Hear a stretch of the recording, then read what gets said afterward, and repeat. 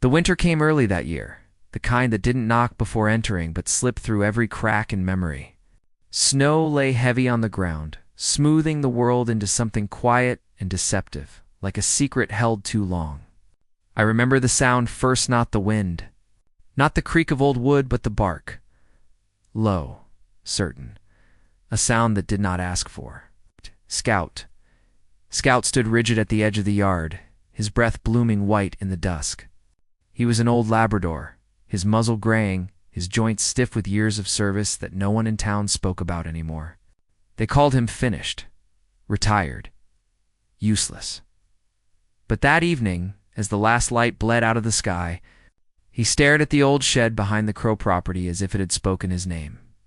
The shed had always been there. Hunched and forgotten, its boards warped by decades of neglect. Children were warned away from it. Adults pretended it didn't exist. Some places earn silence the way others earn respect. Scout barked again, sharper now, and Deputy Elias Crow felt something old and uncomfortable stir in his chest. Elias had once trusted instincts for a living. Back when his badge was polished and his hands didn't shake from cold or memory, now he trusted routine morning coffee, evening walks, the slow ticking of a house that felt too large since his wife passed. He tugged gently on Scout's leash. "Enough," he muttered, more to himself than the dog. "It's just a shed." Scout did not move. The wind pressed harder, carrying the smell of iron and rot and something else faint, human.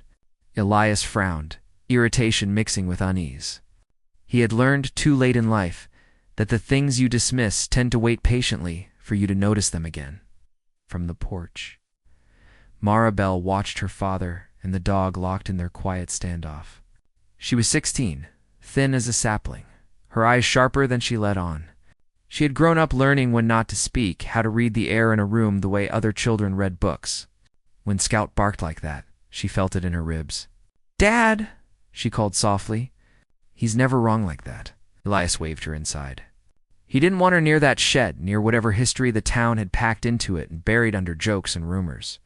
Jonah Pike at the store had once laughed about it, said the place was cursed, said bad blood soaked into wood and never came out. Elias had laughed too, back then. Laughter was easier than asking questions. Scout pulled just once, enough to remind Elias of the weight he'd trusted for years. The leash slackened.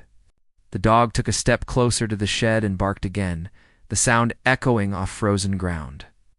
Elias sighed and followed, boots crunching, heart tightening with each step. They didn't reach it that night. A sudden gust knocked loose a sheet of tin, and the noise sent Scout skidding back, startled but not deterred. Elias snapped then, anger flaring like it often did when fear went unnamed. He dragged Scout away, his words sharp, his grip too tight. Inside the house, Scout was left by the door, nails scraping softly against wood long after Elias had walked away. The town noticed the next day. Towns always do. At the general store, whispers followed Elias between shelves. Jonah Pike leaned over the counter, smirking.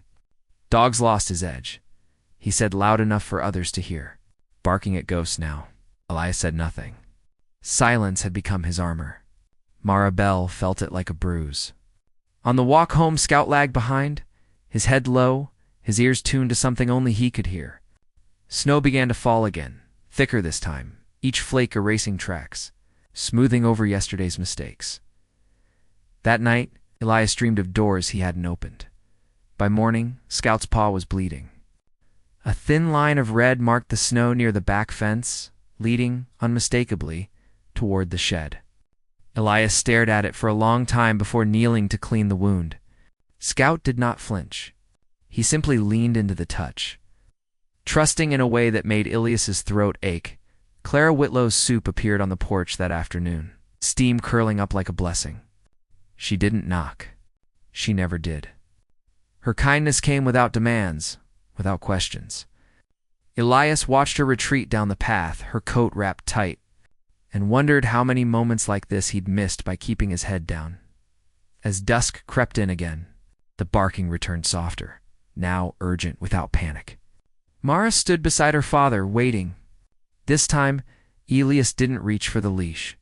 He reached for his coat.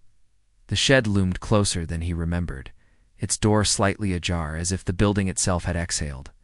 Scout stopped just short of it, sat and looked up at Elias with eyes that held no accusation, only patience. Elias rested his hand on the door. The wood was colder than stone, somewhere beneath the wind and the weight of years. It felt at the moment where listening becomes a choice and turning away becomes a sin. He drew a breath that tasted like snow and regret, and pushed. The door creaked open, slow and deliberate. And whatever waited inside did not rush to meet them. It simply waited, as it always had, for someone to finally care enough to step forward. Cold rushed out of the shed as if it had been holding its breath for years. Elias felt it seep through his coat and settle into his bones. But Scout stepped forward without hesitation, nails clicking softly on the warped boards. The beam of Elias's flashlight trembled, catching dust motes and cobwebs, the quiet debris of abandonment. Then Scout stopped and lowered his head, sound leaving his throat that was not a bark but something closer to a plea. The smell reached them neck-stale air.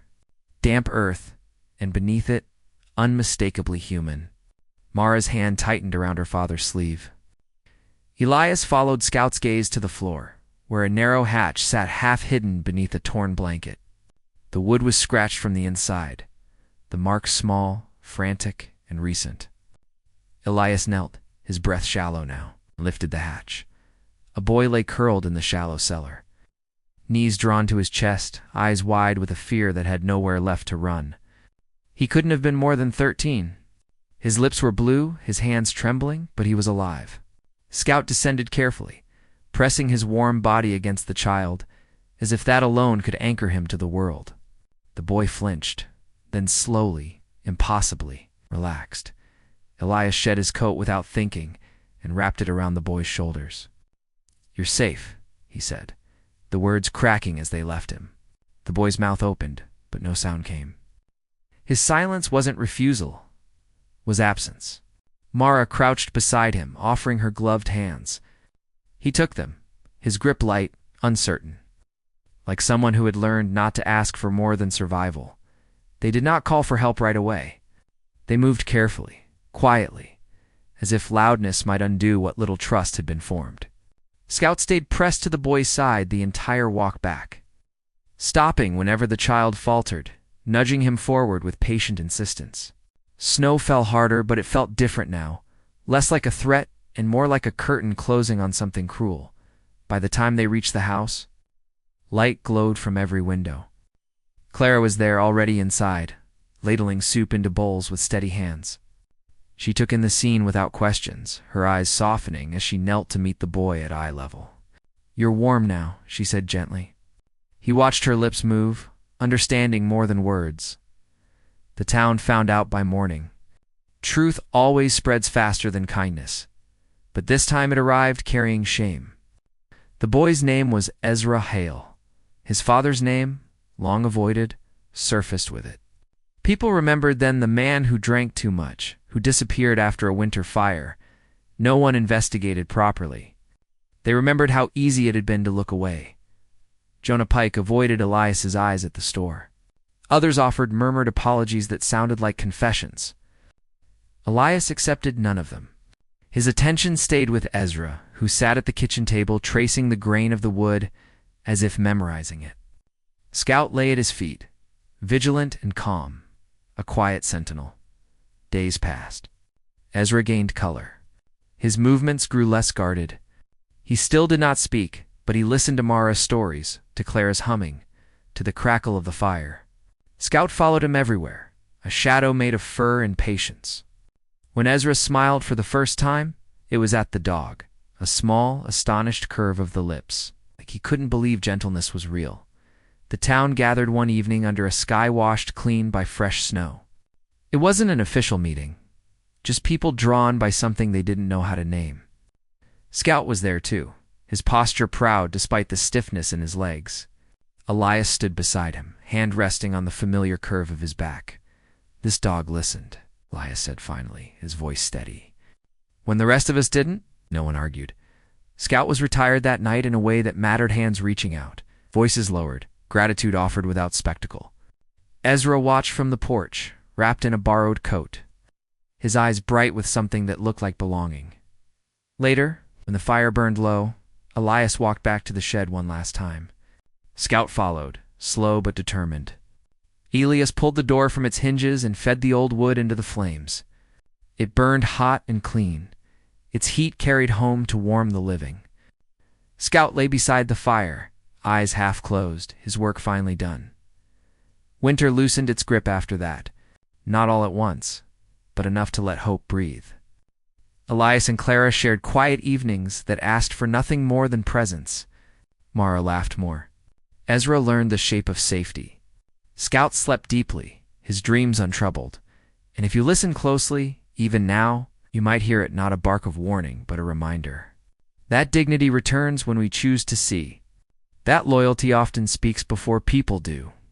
If this whispered tale found its way into you, stay a while. Subscribe, and walk with us through the stories that still need telling.